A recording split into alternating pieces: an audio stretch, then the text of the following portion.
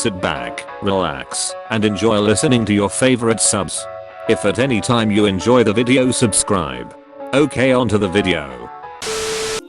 OAP gets mad at my lack of knowledge.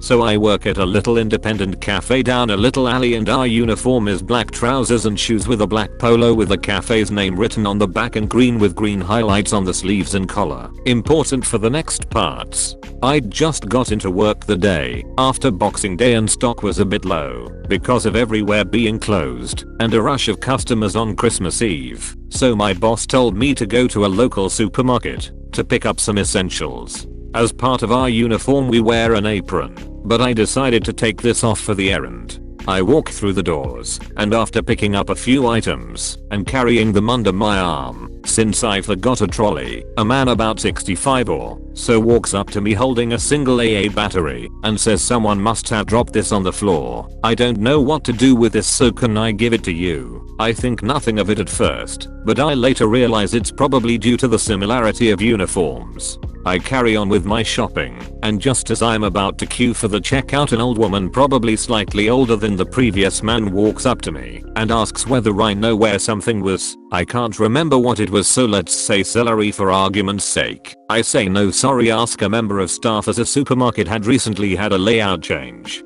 She replies with, well, shouldn't everyone who works here know where stock is, in a patronizing tone. I reply politely with, I'm afraid I don't work here, to which she replies, well, why are you wearing the uniform?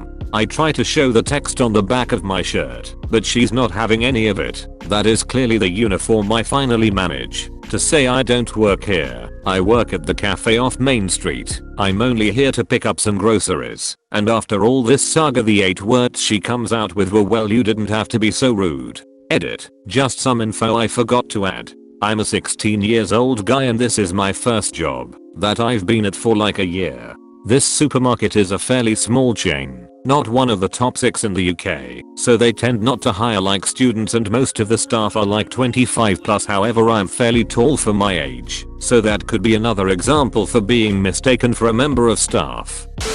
She said, get the hell out. This happened here, somewhere in the southeast parts of Asia. My best friend is a franchisor of a really popular coffee shop.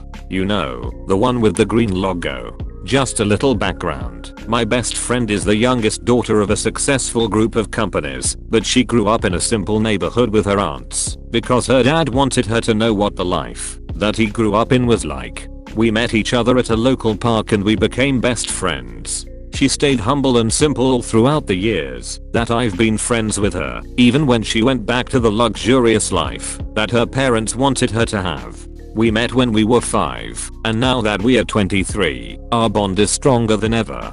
Back to present. I always stayed at her shop almost every day because free coffee, unlimited too. So, the baristas and staff basically know me as friends, just as how they treat best friend like a friend.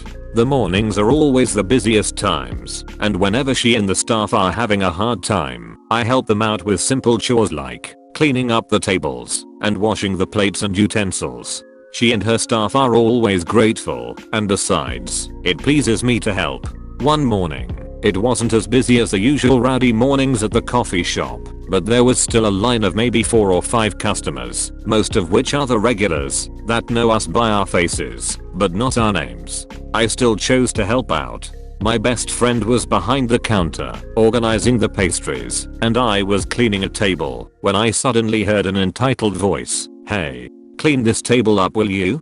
I turned to where the voice was coming from, and behold, a Karen sitting on my best friend's cushioned chair like it's hers, with her feet on the low table. I wanted to scream at her, kick her feet off and mock her, but I can't have my best friend's reputation being tarnished, so I calmed myself down and smiled at her. While wiping the table with a cloth, I gently but loudly told her to wait a bit. When I came to where Karen is seated, I was all smiles. Me, what can I?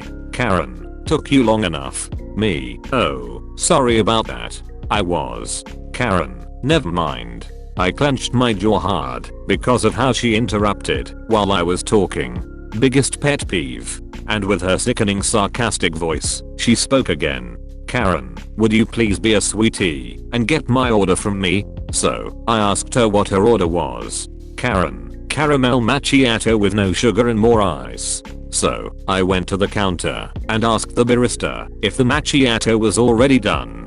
He looked at me, confused, and told me that nobody ordered a macchiato. So, I went back to Karen and told her that she hasn't ordered anything yet.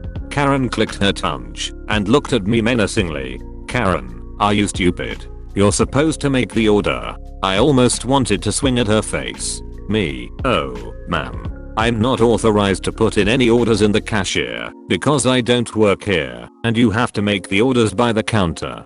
Karen, oh really? You don't work here? Why were you cleaning the tables then? Where is your manager? I need to report on the staff that is too lazy to take orders. Me, but, ma'am, I don't work here.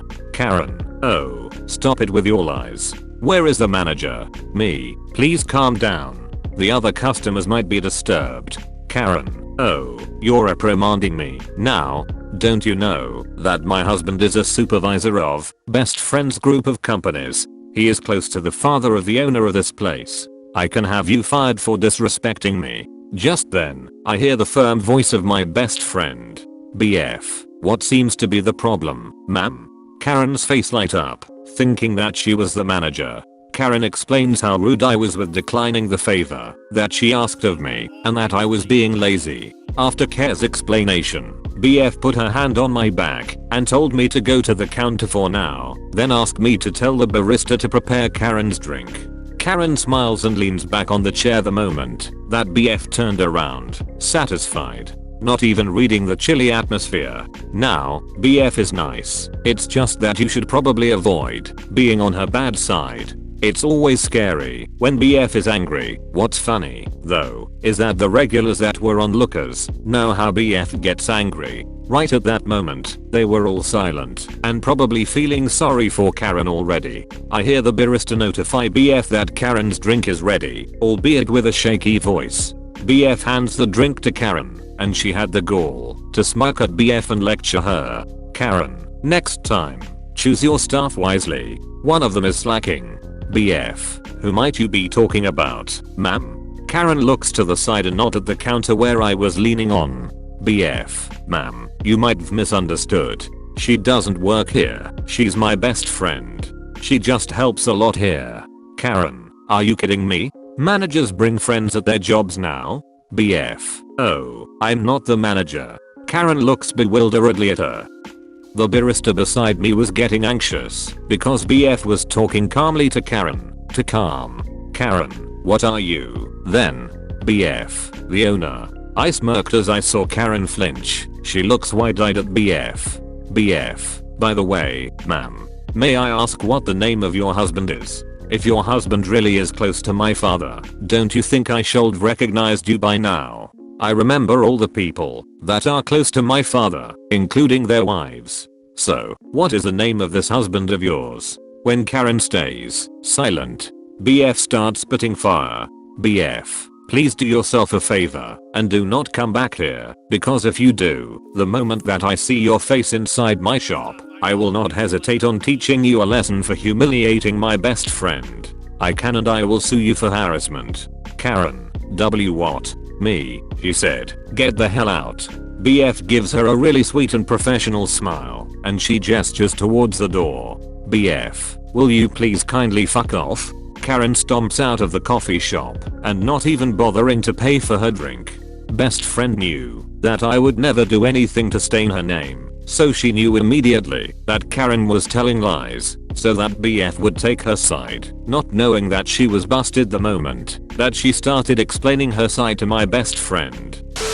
It can run in the family. My father drove a delivery truck before he retired. His company's uniform was brown pants with a tan shirt. Occasionally, one of his stops was at a minimum security prison in the area. The prison guards had different colored uniforms based on their role. One set of guards wore a tan shirt and brown pants. One day, just as my father was finishing up, a prisoner came up to my father and asks him confusedly, what should I be doing now? My father's response was, perhaps you should ask that gentleman over there with the star on his sleeve. Yep, my father was mistaken for a prison guard just for wearing the same colored shirt and pants. So now for my story. My husband and I were at the zoo late one afternoon. I was wearing tan shorts and a green polo shirt. The uniform of the zookeepers is tan shorts and a tan shirt. We were in the area where they had exhibits of the big cats. I was standing in front of one of the exhibits looking for the cat when this young kid came up to me. He asked where the animals were. I replied that they were sleeping. His response was to yell, "Well, wake them up. I wanna see 'em." I walked off at that point without any drama. His parents were several hundred feet behind us and blissfully unaware of what their offspring was doing. To the parents and future parents who have posted to this subreddit, apologize to your kids and warn them of their IDWHL future. Thanks for watching. Be sure to like and subscribe for more videos.